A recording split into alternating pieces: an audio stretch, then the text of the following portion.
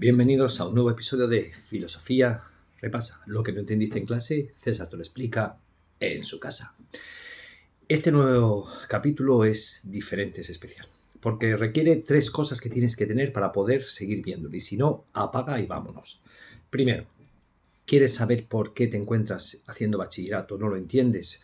¿Por qué tienes que estudiar filosofía, historia, matemáticas, etcétera? ¿Quieres saber por qué estudias bachillerato y no otra cosa? Estás en tu sitio. ¿No entiendes el concepto de realidad en filosofía? ¿Te cuesta este tema? Entonces, quizá estás en su sitio.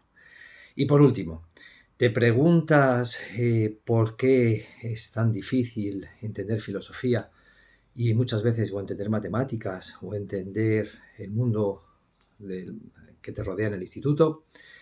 Este es tu sitio. Así que los que ya se han ido, que se vayan, que están mejor mirando el móvil o en su casa. Vamos a comenzar. Primero, vamos a empezar por la diferencia que yo creo que marca toda la historia de la filosofía. Es la diferencia entre la actitud natural y la actitud filosófica. Le hemos explicado este tema en clase y aparecerá en Husserl en el siglo XX, pero vamos a explicarla porque está desde los griegos, es la diferencia fundamental. Una cosa es la actitud que nos abre al mundo, que nos permite sobrevivir. Es la actitud cotidiana, es la actitud natural. Y otra cosa, la actitud propia de la ciencia, incluso de la filosofía, y por supuesto de la filosofía. Bien, la diferencia entre estas dos actitudes es ontológica, es decir, tiene que ver con el ser. Tiene que ver con cómo se plantea lo que entiendo yo por lo que las cosas son. Y esto es importante, porque es una diferencia ontológica. Sabemos que la ontología es la rama de la filosofía que estudia el ser. Pues bien, la primera actitud, la actitud natural, la actitud normal, la actitud espontánea, la actitud previa a estudiar bachillerato seguramente es la actitud que ve el mundo como un conjunto de lo que me parece que son las cosas, que me acerca al mundo tal y como yo me parece que son, tal y como las veo, las siento, tal como me ofrecen los sentidos. Digamos que esta no es la actitud propiamente de uno que estudia bachillerato. Cuando uno plantea los estudios de bachillerato, la idea del bachillerato no es sacar una carrera. Nosotros no formamos para sacar una carrera o para que tengáis mucho dinero. Ojalá que tengáis mucho dinero, lo vais a tener. Seguramente estudiaréis la carrera que queráis, pero ese no es el objetivo. Para entender lo que es el bachillerato, voy a referirme a la diferencia que establece Aristóteles entre lo que es la tecne o arte y la episteme o ciencia. El bachillerato es el estudio que tiene que ver con la ciencia, con la filosofía, con la ciencia. No se trata como los ciclos formativos de un saber hacer. Eso es la tecne, la técnica, el arte, según Aristóteles. En bachillerato no queremos que sepáis hacer cosas. No es el objetivo, como es en los grados medios y superiores. No se trata de ejecutar una serie de mecanismos. Seguramente es así como estudiáis las matemáticas, haciendo operaciones. Así es como estudiáis las materias, empollándoos de memoria algo, haciendo resúmenes mecánicos. Pero ese no es el objetivo del bachillerato. El objetivo del bachillerato es que el alumno comprenda el mundo y se comprenda a sí mismo. Es darle un conocimiento del mundo y de sí mismo. Y para ello, la idea es que el conocimiento del mundo, la comprensión del mundo y la comprensión de uno mismo tienen que partir de la diferencia entre que el mundo no es tal y como se nos manifiesta, tal y como se nos ofrece, que yo no soy tal y como me veo a mí mismo, tal y como yo pienso en un primer momento que soy. Que la verdadera realidad, el verdadero conocimiento está escondido, está oculto. Y este día ya nos la encontramos desde Platón, desde Sócrates incluso, desde los primeros griegos, desde los presocráticos también. Es decir, la idea de que la verdadera realidad está oculta. Y esto es importante, porque uno tiene que hacer el esfuerzo en bachillerato por intentar comprender qué es lo que se oculta detrás de la sintaxis, detrás de la historia, detrás de las matemáticas. Porque si no, convertimos estas materias en algo para obtener un título o en un procedimiento mecánico que me permite obtener una nota, porque he aprendido cómo hacer resúmenes, cómo empollar de memoria algo para soltarlo, pero no comprendo qué es lo que estoy haciendo, qué es lo importante. Por eso, cuando yo estudio matemáticas, y me parece que el otro día salió en clase, cuando yo estudio matemáticas, yo no intento aprender una serie de mecanismos. Lo importante no es aprender cómo sumar, cómo hacer ecuaciones. Lo importante son los problemas. Es decir, saber encontrar patrones, normas, que me permiten saber cuándo en un problema obedece a esos patrones y por lo tanto tengo que operar de una determinada manera. Pero lo importante, por lo tanto, es que se me plantean problemas. E igual que se me plantean problemas en matemáticas, se me plantean problemas en historia, se me plantean problemas en biología, en química. Y eso es lo importante porque la ciencia busca patrones, busca lógica, busca un logos que se esconde detrás de lo que parece ser de una determinada manera. Eso es lo que me aporta el bachillerato, esa comprensión del mundo desde patrones, desde mecanismos que subyacen a lo que aparentemente parece ser de una determinada manera, pero que están escondidos y que permiten conocer realmente cómo son las cosas. Sin ese conocimiento de esos patrones, de eso que está oculto, si no descubro eso oculto, si no llevo a la verdad, al Écija, eso que está oculto, no podré comprender el mundo ni podré comprenderme a mí mismo. Yo puedo pagar una factura de luz, pero el bachillerato no me va a preparar a entender una factura concreta de luz determinada. La idea del bachillerato es ayudarme a comprender cualquier tipo de factura que a lo largo del tiempo, que van a cambiar mucho la facturación de los recibos de la luz, me permite entender cómo es ese tipo de factura. ¿Por qué? Porque me permite saber, o debería yo conocer gracias al bachillerato, gracias a la ESO, gracias a la educación, saber lo que es un kilovatio. Saber la diferencia entre energía y potencia, para que cuando me salten los vatios, saber qué es lo que está ocurriendo. Saber qué significa tramos de luz, o saber qué significa el consumo energético, o saber qué significa que es el Estado el que pone unos gravámenes en lo que es la luz. Sin eso, y mil cosas más, yo no puedo entender completamente una factura de la luz. ¿Para qué me sirve eso? Para nada, realmente, porque voy a pagar igual la luz. Mi padre paga la luz y no sabe lo que es eso.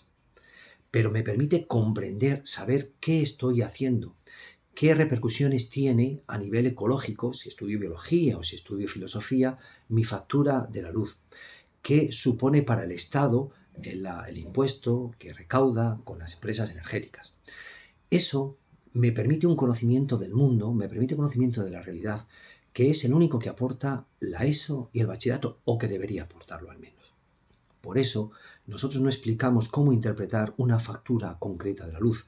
Explicamos y enseñamos, o deberíamos enseñar, a interpretar cualquier tipo de factura de la luz, porque intentamos descubrir qué son esos patrones ocultos en toda factura de la luz. Y eso es precisamente lo que intenta el conocimiento. Algo muy parecido es lo que intenta el conocimiento, sobre todo con las matemáticas. Voy a poner el ejemplo de las matemáticas y después voy a ir a la filosofía. Se me preguntó el otro día que para qué uno estudia límites. Seguramente desde cualquier ciencia os pueden decir que el estudio de lo que es matemáticas, de los límites o la práctica con los límites, te ayuda en ingeniería a saber la resistencia de un material, o te ayuda en el estudio de mercados a saber evaluar la productividad o lo que puede encarecerse un producto, o te ayuda en mil de las ciencias que uno puede estudiar. Pero sin eso, si yo no comprendo eso, no voy a saber qué estoy haciendo cuando hago límites. Pero la filosofía va un poco más allá. Como hemos visto en el tema 1, la filosofía no busca patrones, digamos así, propiamente hablando, sino que no pregunta por un cómo o por un por qué, que es un cómo, como hace la ciencia. La filosofía se pregunta más bien por un qué. Y me gustaría hacer una especie de ejercicio filosófico en este punto con lo que tiene que ver con el límite. La filosofía se plantea qué es el límite. Y si yo comprendo que el límite de una función, por ejemplo, cuando x tiende a infinito, de 1 partido por x es 0, quiere decir que tendemos a el 0, quiere decir que el límite es algo a lo que nunca puedo llegar, a lo que tiendo siempre, pero que nunca puedo alcanzar. El límite, desde el punto de vista filosófico, me pone de relieve que las ideas, el concepto típico de idea platónica o de utopía, que son aquellos ideales que nunca son de por sí, nunca son alcanzables, nunca son realizables. El límite es el planteamiento, o la búsqueda de un límite, es la presuposición de un límite, perdón, mejor dicho, la presuposición de un límite, repito, es el planteamiento típico hasta el siglo XVIII, donde se daba por hecho, como buen racionalismo, que todo el progreso de la realidad obedece a una finalidad, a un límite, a un objetivo último. Y siempre nos vamos acercando a ese objetivo. Esta idea está detrás de la idea de progreso, detrás de la idea de evolución. La filosofía, al reflexionar sobre el límite, se da cuenta de que el límite, como cualquier concepto de matemáticas, no existe realmente. Que el límite es precisamente aquello que no puede alcanzarse, precisamente por el concepto mismo de límite. Es aquello hacia lo que tendemos, pero es intrínsecamente, es decir, por naturaleza, inalcanzable. El límite, entre otros muchos, para el ser humano, pero quizá el límite fundamental es la muerte. La muerte no existe propiamente. La muerte es el límite de la propia vida. Es el límite que da sentido, por lo tanto, a mi experimentar o vivir cotidiano. Pero realmente nunca podré alcanzar el límite de la muerte, puesto que en el momento en que yo alcanzo el límite de la muerte ya no sé, ya no soy consciente, ya no vivo, ya no experimento esa muerte. Ya no, ¿por qué? Precisamente porque estoy muerto, como diría Epicuro. Luego el límite me abre, digamos, el concepto de límite me abre a lo que es inaprensible, a lo que no puedo coger, a lo que no puedo captar, a lo que no está en mi mano. Claro, desde el siglo XIX se ha cuestionado precisamente esta idea de límite, puesto que esto supone, como acabo de decir, y diría Nietzsche, la idea de que existe un límite al que nos vamos acercando supone ya una finalidad, un objetivo, supone que hay una razón, un logos último al que llegar. Y por lo tanto, que una vez pasado ese límite nos encontramos con algo diferente, algo nuevo. De una vez pasado el límite de la vida, nos encontramos con otra vida. Y por lo tanto, toda esta vida tiene sentido conforme a ese límite que viene, ese límite y eso que viene después del límite. Bien, dicho esto, es para que veáis cómo el planteamiento del límite matemático, que es simplemente busca establecer patrones dentro de todas las ciencias que utilizan el límite, ¿vale? Y este patrón es el límite para explicar en biología, en economía, en demografía, etc. En filosofía nos preguntamos siempre por qué es eso que yo estoy nombrando con el concepto de límite. ¿Y quién no experimenta el límite en su vida? La idea del límite, la idea de aquello a lo que tiendo y es inalcanzable. Y por lo tanto me frustra y por lo tanto es un concepto básico, digamos así, que tiene muchas repercusiones y se puede estudiar desde muchos puntos de vista. Yo lo he dicho de una manera muy sencilla. Pues bien, dicho todo lo cual, me gustaría plantear, por lo tanto, la idea del concepto de realidad. Y para terminar hablando del concepto de realidad, me gustaría empezar con algo muy sencillo, como por ejemplo, agarrar unos apuntes de filosofía. Supongamos que yo estoy sujetando unos apuntes de filosofía. Vamos a hacer una especie de ejercicio, por decirlo así, fenomenológico, donde vamos a ir quitando capas de realidad. Y así se me permite explicar el concepto de realidad, de hacer un repaso por el tema de la realidad. Si suponemos que estoy delante de unos apuntes de filosofía, cuando yo me planteo qué es esto, lo primero que veo es que lo que me puedo plantear es que son unos apuntes de una rama del saber, dados por un profesor, que estoy estudiando como alumno y que son explicados en el instituto, entre muchas cosas. Todas esas cosas que acabo de decir, profesor, filosofía, rama del saber, instituto, educación, digamos así que son realidades, lo que Popper llamaría el mundo 3. Son realidades que impregnan esto que estoy tocando, agarrando, leyendo. De manera que forman parte de su realidad. El mundo 3 se encarna, se cosifica, se exterioriza, digamos así, y forma parte de nuestra realidad. Pero podemos prescindir de esa capa de realidad. Podemos prescindir de esa capa de realidad que es el mundo 3 de Popper, pero que es el mundo de los universales platónicos. ¿De acuerdo? El problema es que Platón, su realismo, ya lo sabemos, en el problema de los universales, el realismo exagerado de Platón cosificó esos universales y creyó, como es fácil creer en un pensamiento cotidiano, que esto existe realmente, que los apuntes realmente existen como apuntes, que no son una construcción social del ser humano, sino que existen apuntes, que existe institución, que existe educación, etc. ¿Vale? Vamos a prescindir de esa primera capa de realidad, que es lo que acabo de decir, y entonces, ¿ante qué me encuentro?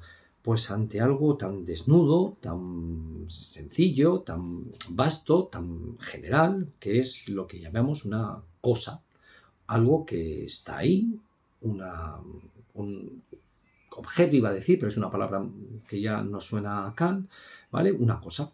Esto es una cosa. ¿Y qué es? Pues una cosa de la cual puedo decir que es dura, que es blanda, que tiene tal tamaño, que está aquí, en este momento, en este lugar. Es decir, básicamente el concepto tradicional de Aristóteles de sustancia.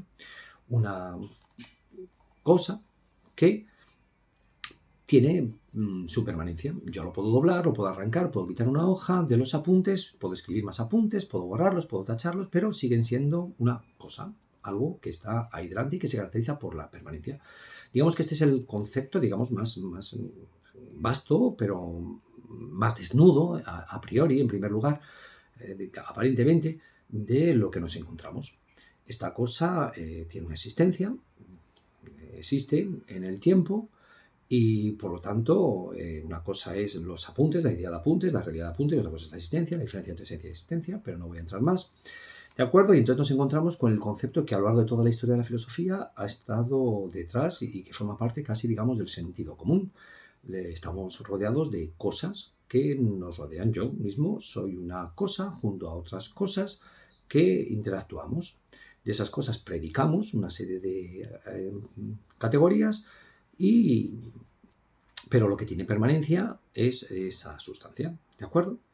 Pero uno puede plantearse, yendo un poco más allá, en un tercer nivel, ¿qué pasa con esta cosa? Y entonces, si ya vamos a un concepto de la edad moderna, donde el ser es ser pensado, se da cuenta que esto realmente, la estabilidad que supone esta cosa, pues quizá no está.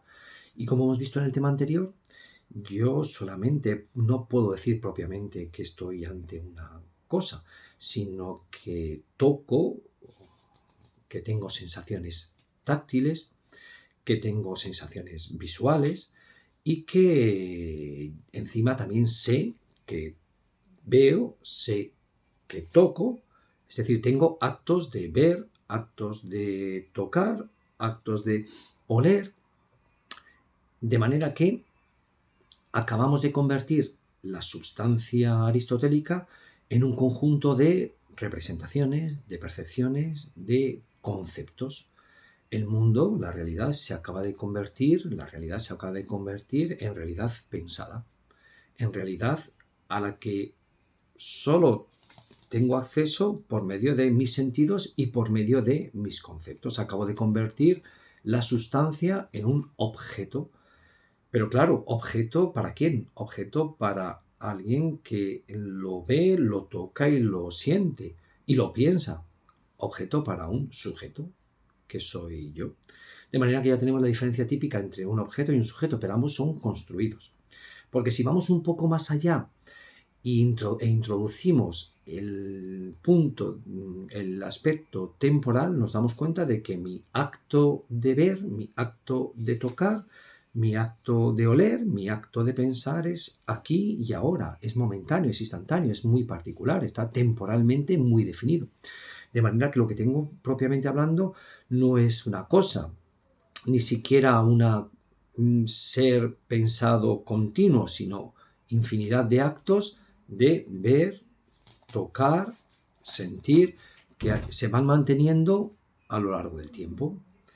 De manera que ya hemos fragmentado una barbaridad lo que era al principio algo inmutable, perpetuo, algo cósico, que era la sustancia. Pero podemos ir un poco más allá, porque ese acto temporal es quizá un acto que se sucede en una devolución, según va a aparecer en el siglo XIX, en un dinamismo.